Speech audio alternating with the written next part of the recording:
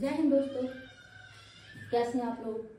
देखिए, पिछले कुछ दिनों से वीडियो अपलोड नहीं हुए हैं। I am really very sorry, मेरी तबीयत ठीक नहीं थी, तो अब हम कंटिन्यू करेंगे।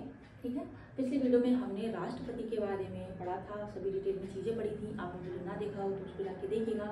एक एक वीडियो को फॉलो करते जाइए, तभी अंडरस्टैंडिंग आपकी बहुत अच्छी विकसित होगी, एग्जाम में अच्छा स्कोर करेंगी। ठीक है जी। देखिए, उपराष्ट्रपति, ठीक है, आर्टिकल 63 में दिया है भारत का एक उपराष्ट्रपति होगा। ठीक है, आर्टिकल 63 ध्यान में रखिएगा, भारत का एक उपराष्ट्रपति होगा। आर्टिकल 64 उपराष्ट्रपति राज्यसभा का पदेन सभापति होता है। ध्यान में रखिएगा, उपराष्ट्रपति राज्यसभा का पदेन सभापति होता है। आर्टिकल 64 दिया है। आर्टिकल 65 में क्या दिया है, 65 में देखिए, जिस अवधि के दौरान उपराष्ट्रपति राष्ट्रपति के कृत्यों का निर्वहन करता है, उस दौरान वह जो राज्यसभा का सभापति का जो पद था, ठीक है, उस पद के कर्तव्यों का पालन नहीं करेगा।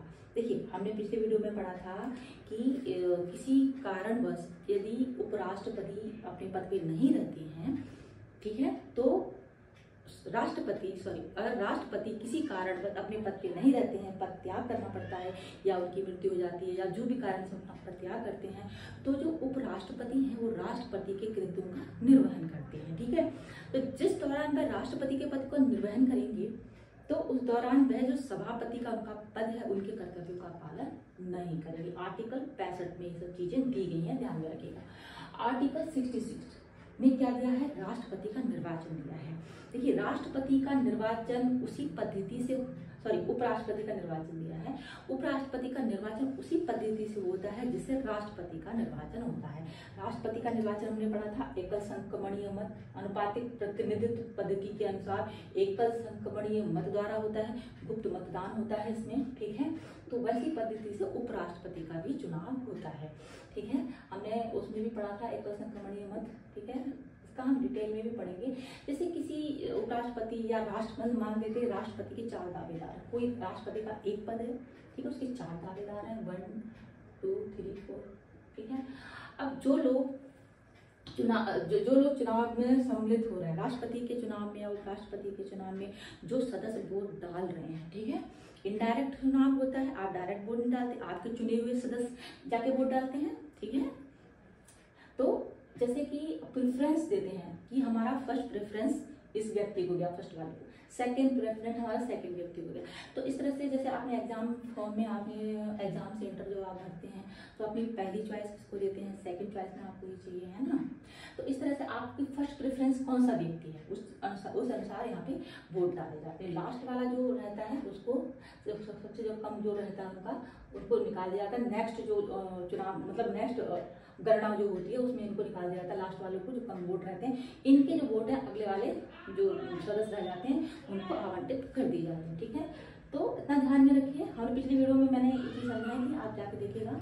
उपराष्ट्रपति का जो निर्वाचन होता है आनुपातिक प्रतिनिधित्व पद्धति के अनुसार एकल संक्रमणीय मत द्वारा होता है।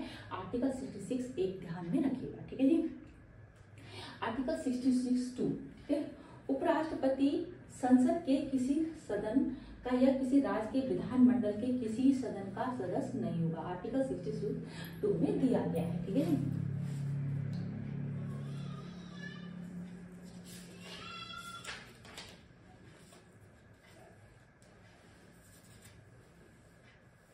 देखिए, उपराष्ट्रपति संसद के किसी सदन या किसी राज्य के विधानमंडल का सदन का सदस्य नहीं होगा। ठीक है, यदि संसद के किसी सदन या किसी राज्य के विधानमंडल के किसी सदन का कोई सदस्य उपराष्ट्रपति निर्वाचित हो जाता है, तो वह समझा जाएगा कि उसने सदन में अपना स्थान उपराष्ट्रपति के रूप में अपने पद ग्रहण करने की तारीख से रिक्त कर दिया गया है।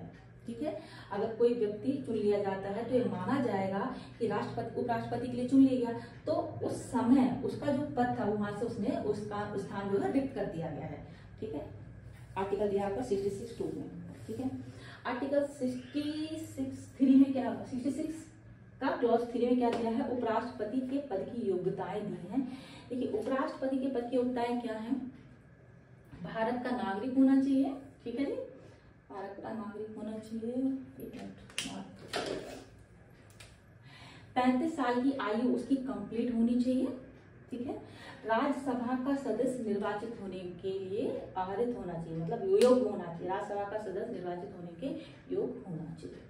देखिए, उपराष्ट्रपति को उपराष्ट्रपति पद के लिए वेतन नहीं दिया जाता, उसको जो राज्यसभा का सभापति है ना, पद सभापति, उसके सभापति के रूप में वेतन प्राप्त होता है। ठीक है, ध्यान में रखिएगा। देखिए, आर्टिकल 67 दिया है, क्लॉज दिए का था। ठीक है, कार्यकाल दिया गया है कि उपराष्ट्रपति का कार्यकाल कितना है, 5 साल है।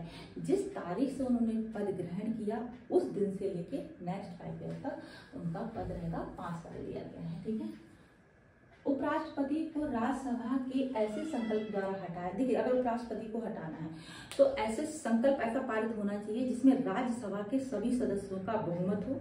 ठीक है, राज्यसभा के तात्कालिक समस्त सदस्यों के बहुमत में उस संकल्प को पारित किया गया हो और लोकसभा उससे सहमत हो। ठीक है जी, ये आपका इस पे उपराष्ट्रपति को हटाने का यहाँ पे बताया गया है, आर्टिकल 67 खा में दिया गया है।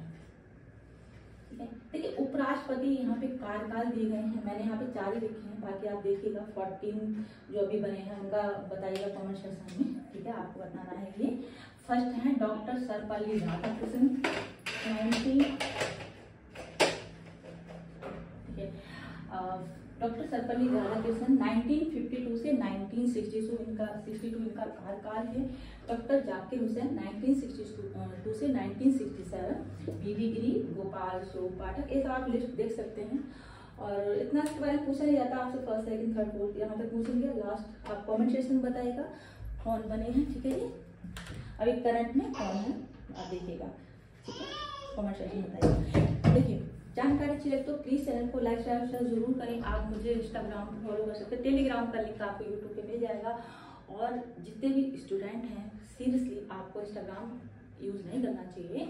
उस पर ऐसे कंटेंट आते हैं, इतने अश्लील कंटेंट आते हैं, क्या ही पढ़ाई होती होगी इसमें। तो आप प्लीज़ अनइंस्टॉल करिए, फोकस करिए पढ़ाई पर। अगर कोई आपको जैसे यूट्यूब में ये वीडियो आपको मिलेगा तो देन वहाँ पे लिंक मिलेगा इंस्टाग्राम का। अगर आप इंस्टाग्राम चलाते हैं, लिंक पे क्लिक करेंगे, आपको वहाँ वीडियो मिल जाएंगे, देन उतना ही यूज़ करिए इंस्टाग्राम, इससे ज़्यादा यूज़ मत करिए। सब फालतू की वीडियोज़ हैं, तनी कैसे कैसे कंटेंट लोग डालते हैं, अश्लील कंटेंट का यूज़ होता है बहुत ज़्यादा।